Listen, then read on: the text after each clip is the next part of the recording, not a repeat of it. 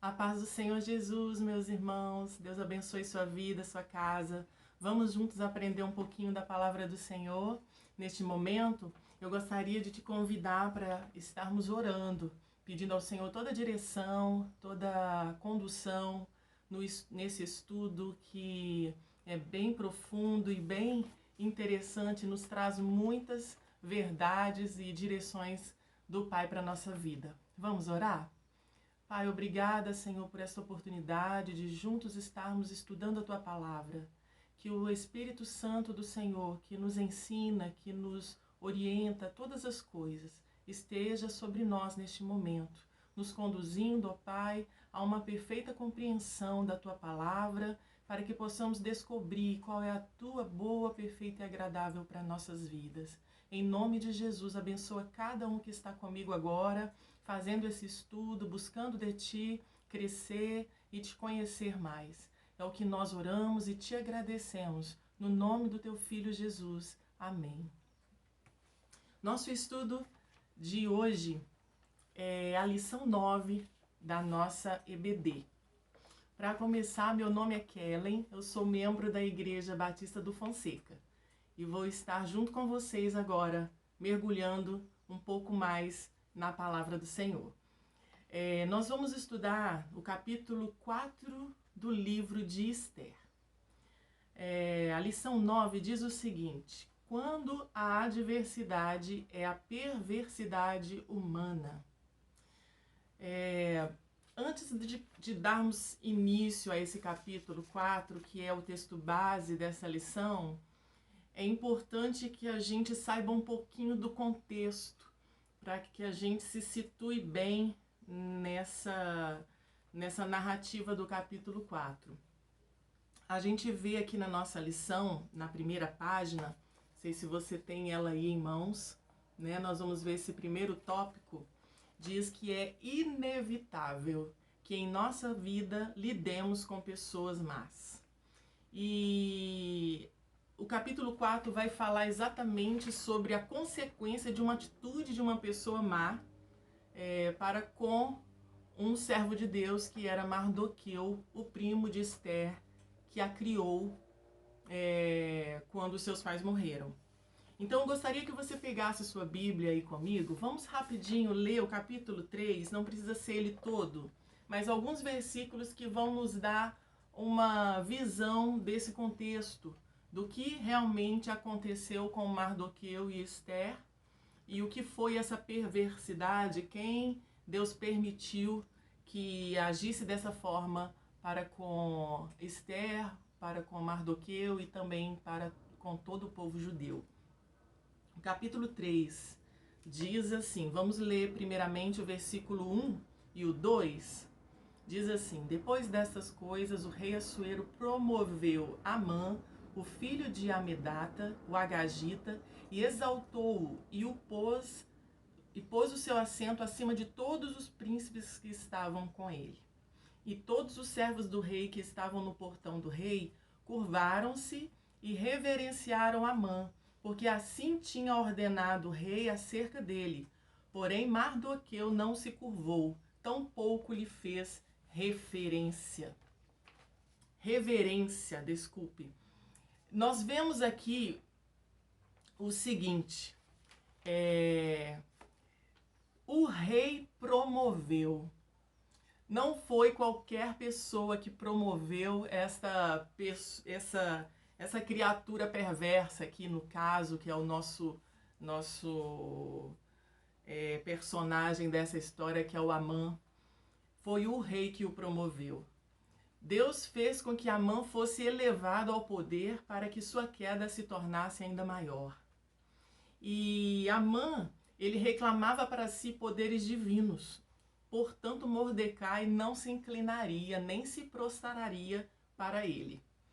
Caracterizando dessa forma esses poderes divinos que ele reclamava para si, diz na história, uma exegese mais profunda desse texto, diz que Amã ele usava um broche, afixava tipo um broche com a imagem de um ídolo na sua roupa. de modo que aquele que se inclinasse diante dele estaria ao mesmo tempo adorando este ídolo. E assim, por isso, Amã não se inclinava e não se prostrava diante dele. Amã estava certo de que Mordecai não se inclinaria. Portanto, ele persuadiu o rei para lançar um decreto exigindo que todos se inclinassem a ele. Assim ficaria óbvio que Mordecai estaria desrespeitando um decreto real, e como os motivos de Mordecai eram religiosos, não teria sentido punir apenas Mordecai, mas com ele também todo o povo judeu. Aí já estava traçado todo o plano diabólico, né? Através da postura correta de um homem, todo um povo foi perseguido e foi decretado morte para ele. Nós vemos no versículo 5 e 6 do capítulo 3, você vai ver da seguinte forma: então servos do rei que estavam no portão do rei disseram a Mardoqueu: por que transgride tu o mandamento do rei? O versículo 5: e quando Amã viu que Mardoqueu não se curvava, nem lhe fazia reverência, então Amã ficou cheio de ira. E ele considerou escárnio colocar as mãos sobre Mardoqueu, porque ele havia declarado o povo de Mardoqueu. O pessoal tinha dito para Amã que Mardoqueu era judeu. Aí a coisa ficou pior, né? Amã buscou destruir todos os judeus e o povo de Mardoqueu, que estavam em todo o reino de Assuero. Quando Amã percebeu que Mordecai não se inclinava por razões religiosas, ele não desejou punir apenas Mordecai. Aí a guerra já se tornou religiosa. Lançou-se, no versículo 7, a gente vê falando o seguinte, capítulo 3, o 7. No primeiro mês, isto é, no mês de Nisan, no 12º ano do rei Assuero, lançou-se Pur. Pur significa sorte. Isto é, a sorte diante de Amã, dia após dia e mês após mês, até o 12º mês, que é o mês de Adar. Amã, ele sempre lançava sorte para determinar o curso de uma ação dele. Ele era muito místico. O desejo dele era punir o povo imediatamente. E assim ele lançou a sorte para o dia seguinte. Caiu no dia 14 de Nissan. Mas o dia não se revelou favorável, segundo os astros. Ele foi lançando para cada dia sucessivo até que chegou o dia 13 de Adar. A palavra Lifnei significa diante de. A sorte foi preparada diante de Amã e não diante dos judeus. Era a sorte dele e sua destruição que estava sendo lançada. Amã não poderia preparar a sorte para determinar o dia de má sorte do povo judeu, pois é sabido que o destino do povo judeu não é governado pelo Mazal, que significa astros. Desse modo, tratava-se da sua própria sorte, diante de Amã especificamente. Olha que sinistro, né? Ele estava achando que estava preparando a morte do povo judeu e, na verdade, ele estava traçando a própria morte. O versículo 8, a gente vai ver do capítulo 3, que Amã chega para o rei e fala o seguinte: há um povo aí espalhado, separado por entre os povos, eles não comem a nossa comida, as leis são diferentes da nossa, não convém ao rei tolerá-lo. E Amã vai começar a influenciar o rei para conseguir que o mesmo decrete o fim desse povo. Só que essa falácia de Amã diante do rei era porque, portanto, desunido e sem defesa. Ele queria dizer para o rei que era um povo desunido e sem defesa, um povo aí espalhado, separado. Amã disse isso ao rei para assegurar que ele não deveria temer qualquer represália, para o rei não se preocupar com isso. Eles não comem da nossa comida, nem misturam-se conosco. Amã disse: eles comem e bebem, desprezam o trono. E no versículo 9, nós vemos Amã oferecendo 10.000 talentos de prata às mãos daqueles que tiverem o encargo do negócio. Ou seja, rei, nem precisa do senhor botar a mão nisso não. Deixa que que o povo vai colocar a mão, a gente manda o povo mesmo matar. Amã não sugere que o próprio rei dirija a destruição dos judeus, mas que seja dado ao povo carta branca para isso. A população, como inimiga dos judeus, o fará com todo prazer. Será que isso te remete a alguma coisa?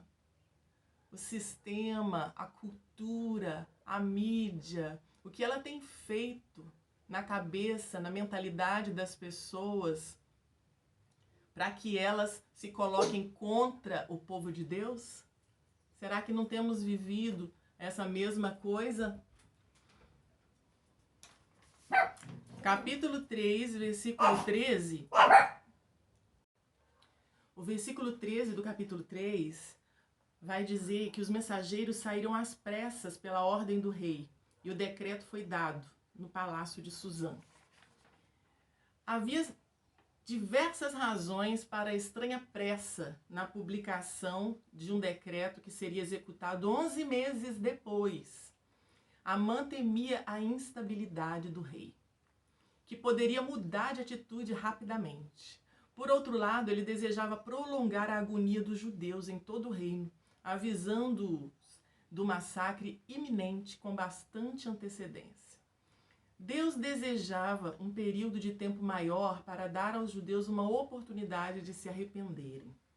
O rei e Amã sentaram-se para beber. Amã, de propósito, queria embriagar o rei, temendo que ele pudesse mudar o edito antes dos mensageiros estarem a caminho. E a cidade de Suzã estava perplexa. Os judeus gritavam e choravam, enquanto ao mesmo tempo os persas rejubilavam com o decreto. As pessoas ficaram desnorteadas, tentando diferenciar entre os gritos de angústia e as explosões de alegria. Se um judeu ia ao mercado fazer compras, um persa logo ironizava, dizendo: amanhã vou lhe matar e tomar sua propriedade. Imagina a situação desse povo nesse período, ao viver isso. Nós podemos imaginar. Então, nosso texto base segue agora no capítulo 4, e assim vocês vão entender melhor o que houve. Vamos ler capítulo 4, versículo 1, quando diz: quando Mardoqueu percebeu tudo o que fora feito, Mardoqueu rasgou as suas vestes e vestiu-se de pano de saco com cinzas e saiu para o meio da cidade e clamou com grande e amargo clamor. Nós sabemos que esse ato dos judeus de rasgar suas vestes, de vestir-se de pano de saco e cinza, é uma atitude de humilhação, de extrema vergonha diante de algo que lhe abate. E quando Mardoqueu soube disso, ele fez isso. E chegou bem na frente do portão do rei, porque ninguém poderia entrar no portão do rei vestido com pano de saco. E em cada província, onde quer que o mandamento do rei e seu decreto chegavam, havia um grande lamento entre os judeus, e jejum, e choro, e lamúrias, e muitos estavam deitados em pano de saco e cinzas. Assim, as criadas de Esther e os seus camareiros vieram e contaram-lhe isto. E dessa forma, chegou essas informações a Esther, de que o primo dela, que a criou, estava à frente do palácio, vestindo pano de saco e cinzas e lamentando, e Esther pede que um de seus camareiros leve roupas novas para ele, e ele não aceita vestir, e ele não aceita, não a recebe. Então Esther chama um outro camareiro e manda ele perguntar o que está acontecendo. Mardoqueu lhe conta sobre tudo que havia acontecido e pede para Esther interceder ao rei pelo seu povo. É nesse momento que a gente vê no versículo 11 a resposta de Esther. Primeira resposta de Esther. Todos os servos do rei e o povo das províncias do rei sabem que para qualquer um, seja homem ou mulher, que entrar no átrio interno a ter com o rei sem ser chamado, existe uma lei para levá-lo à morte, exceto aqueles para quem o rei estender o seu cetro de ouro para que possa viver. Mas eu não fui chamada a adentrar ao rei nestes 30 dias. O que acontece aqui é que nós percebemos que Esther teme pela sua vida. E eles contaram a Mardoqueu as palavras de Esther. Quando nós vemos essa situação de Esther, a gente percebe a humanidade de Esther. Diante de tal solução para o problema, ela precisaria arriscar sua própria cabeça. E ela pensou, mas vocês sabem que essa atitude, se eu fizer isso, eu vou colocar minha cabeça a prêmio. Só que a resposta de Mardoqueu para ela é a seguinte: não imagines que estando na casa do rei, escaparás só tu entre todos os judeus. Pois se de todo te calares agora, de outra parte se levantará socorro e livramento para os judeus. Mas tu e a casa de teu pai perecereis. Quem sabe se não foste elevada a rainha para tal tempo como este? Então Esther pensou e mandou a seguinte resposta a Mardoqueu: vai, reúne todos os judeus que estão presentes em Suzã, jejuai por mim, e não comais nem bebais por 3 dias, noite ou dia. Da mesma maneira também eu e as minhas criadas jejuaremos, e assim adentrarei à presença do rei, o que está em desacordo com a lei, e se eu perecer, pereço eu. E nós vimos a ousadia de Esther através dessa atitude. Ela se revestiu de coragem e pôde entender que o propósito de Deus na sua vida, naquele momento, estava bem claro e bem desnudado diante dos seus olhos. Nós vemos que é preciso conscientizar-nos do propósito divino para a nossa vida. O tópico 2 da nossa lição. Né? E foi isso que aconteceu com Esther naquele momento, quando a resposta de Mardoqueu veio, dizendo que quem sabe não foi para isso que Deus te colocou onde você está? Quem sabe Deus não te deu essas bênçãos, Deus não te deu essa autoridade, esse poder, para exatamente executar buscar juízo, buscar justiça para o povo dele. E nós vemos também que quando há adversidade, a perversidade humana, nós devemos agir com destemor. E foi o que Esther fez nesse momento. Em Efésios 5:11, a palavra de Deus nos diz: não sejam cúmplices nas obras infrutíferas das trevas. Pelo contrário, tratem de reprová-las.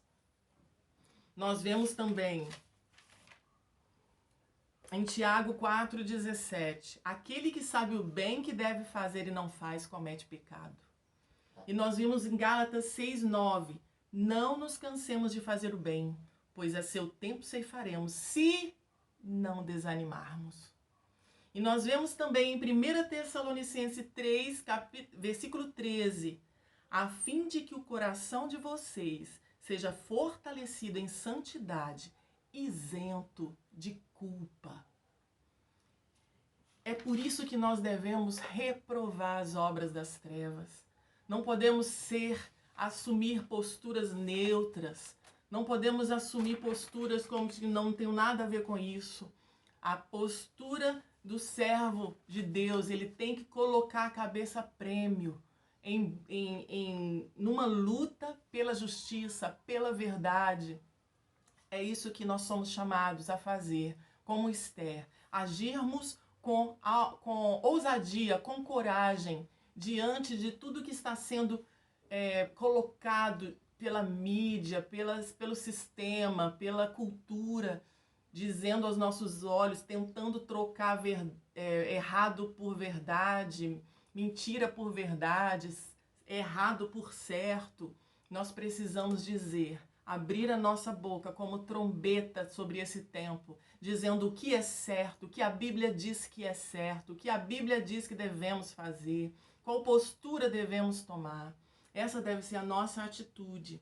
Diante da adversidade, advinda da maldade humana, devemos buscar o Senhor. Nós devemos colocar a nossa vida diante de Deus, assim como a rainha Esther fez. Ela não saiu agindo de uma forma insensata, mas antes ela se preparou e pediu que o povo a ajudasse nessa preparação, em oração, em jejum, em busca do Senhor, para que o Senhor pudesse, então, revesti-la de força e de coragem para fazer o que o Espírito Santo de Deus estava conduzindo ela para fazer. Concluindo a nossa lição, nós aprendemos com a rainha Esther que devemos tomar consciência do propósito de Deus para a nossa vida. Devemos agir com destemor diante da perversidade. Devemos buscar o Senhor em oração diante da adversidade. Que Deus abençoe a sua vida.